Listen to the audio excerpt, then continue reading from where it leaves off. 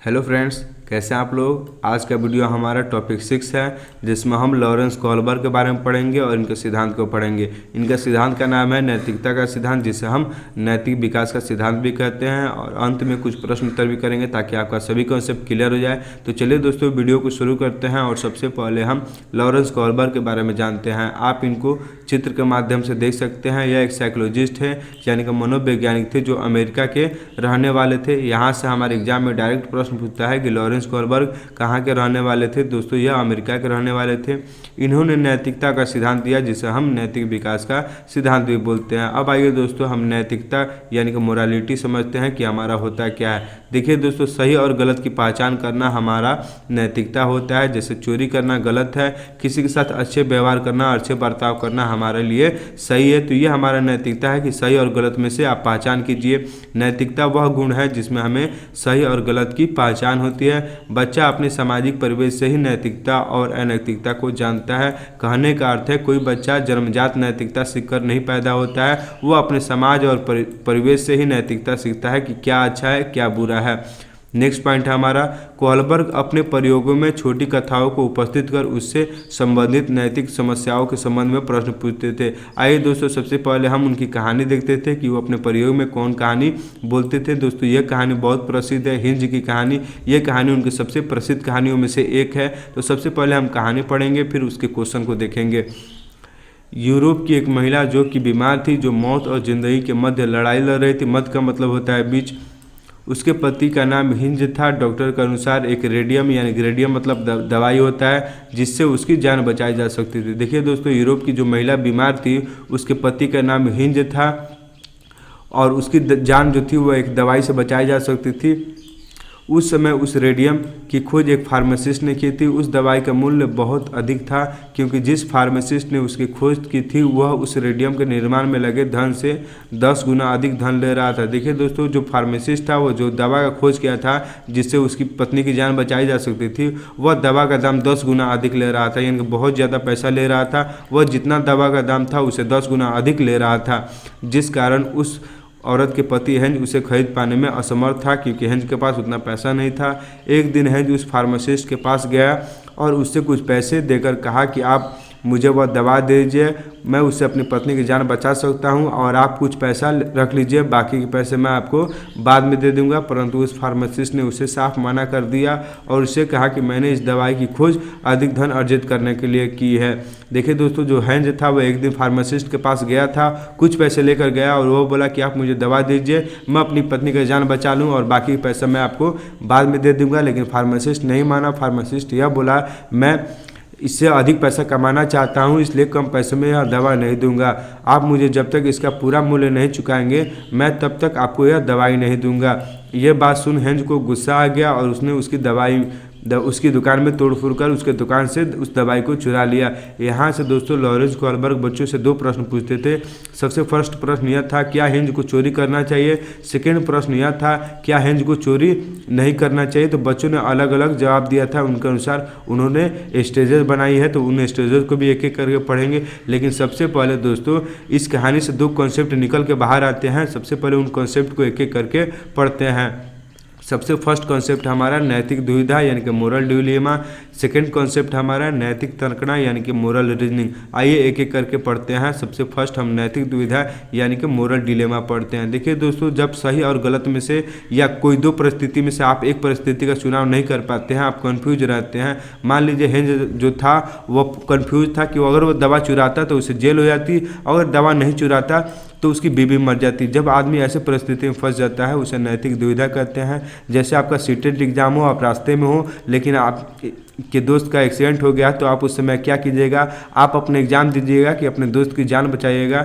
जब आदमी ऐसे परिस्थिति में फंस जाता है, उसे कोई एक ऑप्शन समझ में नहीं आता है कि वह क्या करे, वह हमारा नैतिक दुविधा यानी कि मोरल डिलेमा होता है।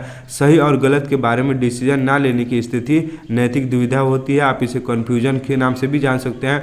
हिंज अगर चोरी करेगा तो पुलिस पकड़ लेगी और नहीं करेगा तो उसकी बीवी मर जाएगी।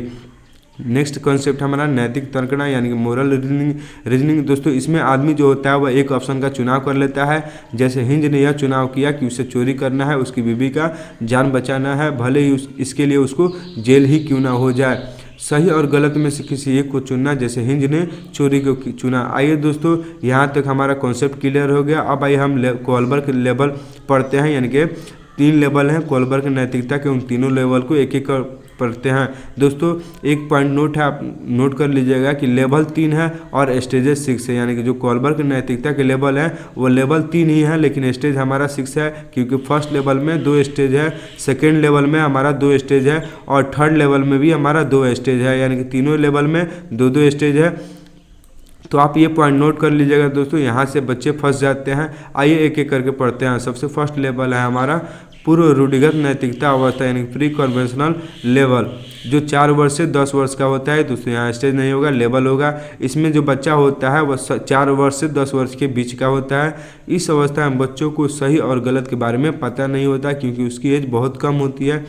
इस अवस्था में नैतिक तर्कना, यानी कि मोरल रीजनिंग दूसरे लोगों के मानकों के अनुसार होता है। कहने का अर्थ दोस्तों, इस अवस्था में जो फर्स्ट लेवल में है उसमें बच्चा का उम्र बहुत कम होता है, उसमें नैतिकता का ज़्यादा विकास नहीं होता है। उसमें बच्चा क्या सही है क्या गलत है ये दूसरे लोगों के अनुसार करता है। इसकी स्टेजेज है दोस्तों, 2 स्टेज है। आइए दोनों स्टेज को एक एक करके पढ़ते हैं। सबसे फर्स्ट स्टेज है हमारा दंड और आज्ञा पालन अभिमुखता। इसमें बच्चे की नैतिकता सजा और आज्ञा पालन पर आधारित होती है, यानी कि बच्चा जो होता है वो कार्य इसलिए करता है क्योंकि उसे सजा ना मिले या किसी के आज्ञा पालन करने के लिए करता है। जैसे एग्जांपल से समझते हैं, अगर बच्चों को होमवर्क मिले तो होमवर्क इसलिए वह पूरा करता है क्योंकि होमवर्क नहीं पूरा करेगा तो उसे सजा मिलेगी, या कोई बच्चा इसलिए होमवर्क पूरा करता है क्योंकि शिक्षक का आज्ञा पालन करने के लिए। इसके उम्र के बच्चे ने एक जवाब दिया, जब हिंज ने चोरी की तो बच्चों ने सोचा कि अगर वह चोरी करेगा तो उसे सजा मिलेगी, क्योंकि उनकी नैतिकता जो होती है वह सजा और आज्ञा पालन पे होती है। स्टेज 2 है हमारा दोस्तों आत्म अभिरुचि और प्रतिफल अभिमुखता। इसे टिट फॉर टैट की अवस्था भी बोला जाता है, यानी कि जैसे को तैसा।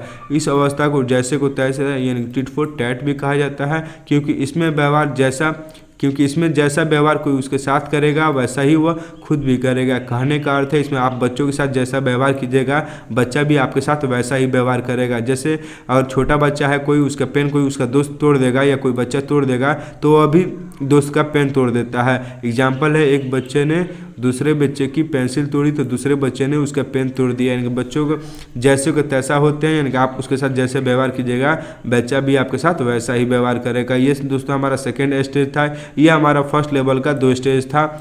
अब दोस्तों हम सेकेंड लेवल पढ़ते हैं। रूढ़िगत नैतिकता की अवस्था, इसे कन्वेंशनल लेवल बोलेंगे दोस्तों, जो 10 वर्ष से 13 वर्ष तक का होता है। इस अवस्था में बच्चा दूसरे लोगों के मानकों को अपने अंदर समावेशित कर लेता है और तथा उसी के अकॉर्डिंग सही और गलत का निर्णय करता है। देखिए दोस्तों, इस अवस्था में जो बालक होता है वह दूसरे लोगों के अनुसार क्या सही है क्या गलत है वह अपने अंदर समावेशित कर लेता है और उसी के अकॉर्डिंग निर्णय करता है। इसकी 2 स्टेजेज है। आइए दोनों स्टेज को एक एक करके पढ़ते हैं। सबसे फर्स्ट स्टेज है, देखिए दोस्तों ये सेकेंड लेवल का फर्स्ट स्टेज है, लेकिन ऐसे जब सीक्वेंस में आएगा तो ये थर्ड स्टेज है हमारा अच्छा लड़का अच्छा लड़की बनने की उन्मुखता। देखिए दोस्तों, इसमें बच्चा इसलिए काम करता है क्योंकि उसे अच्छा बनना है, लड़की इसलिए अच्छा कार्य करती है क्योंकि उसे अच्छा बनना है, वह रिजल्ट में अच्छा नंबर इसलिए लाता है क्योंकि उसे पुरस्कार मिलेगी, वह दूसरों की नज़रों में अच्छा बनेगा। चाहे लड़की इसलिए अच्छा नंबर लाती है क्योंकि उसे दूसरों की नज़र में अच्छा बनना है या पुरस्कार लेना है, पुरस्कार या शाबाशी पाने के लिए वह कार्य करेगा। वह अच्छा कार्य इसलिए करता है क्योंकि उसको पुरस्कार मिलेगा या शाबाशी मिलेगा। स्टेज 4 है हमारा दोस्तों कानून एवं व्यवस्था उन्मुखता। इसमें बच्चा कानून तथा सामाजिक व्यवस्था को बनाए रखने की भावना विकसित करता है। देखिए दोस्तों, जो स्टेज 4 है इसमें बच्चा कानून एवं नियमों का पालन करता है। इसमें बच्चा ये सोचता है कि हिंज को चोरी नहीं करना चाहिए, रूल इज रूल, नियम सबके लिए बराबर होता है। अगर किसी बच्चे से ये बोला जाए कि तुम्हें सड़क के दाएँ चलना है या बाएँ चलना है तो बच्चा वैसे ही चलेगा जैसा नियम है। इसमें बच्चा रेड लाइट कभी नहीं तोड़ेगा क्योंकि रूल इज रूल, नियम सबके लिए होता है। देखिए दोस्तों, उसके पापा का एक्सीडेंट हो गया था रेड लाइट पार करते हुए, इसलिए वह ऐसा नहीं करेगा क्योंकि नियम सबके लिए होता है। अगर नियम आप तोड़िएगा तो आपका दुर्घटना होगा, आपके लिए कठिनाई होगा। थर्ड लेवल है हमारा दोस्तों। देखिए दोस्तों, जो हम फर्स्ट लेवल पढ़े थे उसका 2 स्टेज था, सेकेंड लेवल पढ़े उसका भी 2 स्टेज है, जो थर्ड लेवल पढ़ेंगे उसका भी 2 स्टेज है। ये हमारा थर्ड लेवल है उत्तर रूढ़िगत नैतिकता की अवस्था पोस्ट कन्वेंशनल मोरालिटी लेवल, जो 13 वर्ष के ऊपर का होता है। इसकी भी 2 स्टेज है दोस्तों। इसमें डिसीजन खुद से लिए जाते हैं, ना कि समाज के जरिए, ना कि क्या सही है क्या गलत है। देखिए दोस्तों, जो इसमें बच्चा डिसीजन लेता है वह खुद से लेता है, यानी कि सेल्फ लेता है। इसमें बच्चा समाज के बारे में नहीं सोचता है कि क्या गलत है क्या सही है। स्टेज 5 है हमारा सामाजिक समझौते की अवस्था। इसमें किशोरियाँ मानते हैं कि नियम लोगों के भले के लिए है। अगर किसी नियम से किसी का नुकसान होता है तो ऐसे नियमों को तोड़ देना चाहिए। अगर रेड लाइट तोड़कर उसके पापा की जान बच सकती है तो उसे बचा दो। देखिए दोस्तों, इसमें बच्चा यह मानता है कि नियम लोगों के लिए होता है, न कि लोग नियम के लिए। अगर किसी के ट्रैफिक पे रेड लाइट सिग्नल है, अगर किसी कोई एम्बुलेंस लिखा है उसमें किसी का जान जा रहा हो तो वह नियम को तोड़ सकता है, यानी कि इसमें लोगों के भले के लिए नियमों को तोड़ा जा सकता है। इस उम्र का बच्चा ये बोलेगा कि अगर हिंज को चोरी करके उसकी पत्नी की जान बच सकती है तो उसे चोरी कर लेना चाहिए। दोस्तों, हमारा लास्ट स्टेज है सार्वभौमिक या विवेक की अवस्था। इसमें किशोर दूसरों के विचारों से नहीं बल्कि अपने खुद के मानकों के अनुसार व्यवहार करता है। इसमें किशोर दूसरों के फायदे के लिए अपनी जान पर भी खेल सकता है। देखिए दोस्तों, जो लास्ट स्टेज है इसमें बच्चा जो होता है वह समाज के भले के लिए कार्य करता है। अगर समाज के भले के लिए उसको जान देना पड़े तो वह जान दे सकता है, जैसे हमारे महात्मा गांधी, भगत सिंह आज़ाद। इसमें बच्चे जो होता है वह समाज के लिए सोचता है, समाज के बारे में जानता है। दोस्तों, आज का वीडियो हमारा यही समाप्त होता है। एक पॉइंट और दोस्तों रिवीजन कर लीजिएगा। फर्स्ट लेवल था उसमें 2 स्टेज था, तो आप ऐसे सीक्वेंस समझिए। Stage 1, stage 2। जो सेकेंड लेवल था उसका 2 स्टेज, जिसको हम 3 और 4 कहते हैं। जो थर्ड लेवल था हमारा 3 और 4 दोस्तों, जो थर्ड लेवल था हमारा उसका 2 स्टेज 5 और 6 था। आप समझ गए होंगे दोस्तों, लेवल हमारा 3 है लेकिन स्टेज हमारा 6 है। तो दोस्तों, आज का वीडियो हमारा यहीं समाप्त होता है। उम्मीद है आपको सभी पॉइंट समझ में आया होगा। मिलते हैं नेक्स्ट वीडियो में।